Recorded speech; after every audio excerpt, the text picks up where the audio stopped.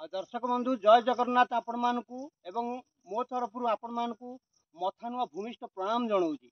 मुझे नवकिशोर नायक कटक सदर 42 मौजा बा मिस्टर नव कमेडी जो आपण मानकु मजा मजा कथा कहूथिबा व्यक्ति बा मु चाहिथिली जे मते भल कथा शिखैचंती मो जीवन में पाठ चलिबार एवं पाठ पढ़िबार सुजोग देइचंती मोर पूज्य गुरु श्रीयुक्त बा स्वर्गत पवित्र मोहन प्रधान को पाद तले कोटि कोटि प्रणाम जनइबी।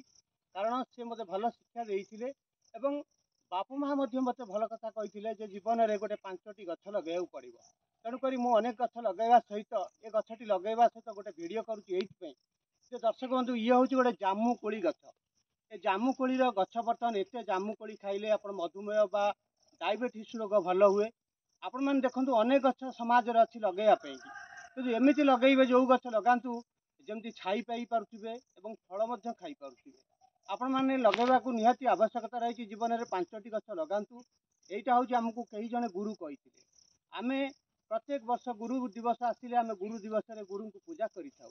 कारण से आमर पथ प्रदर्शक बा आमको सत् शिक्षा सत् ज्ञान दे था। तेणुक आज ये गछटी लगाऊँगी से गुरु उद्देश्य मोर पूज्य गुरु पवित्र सार पाद तले कोटि कोटि प्रणाम जनइबी।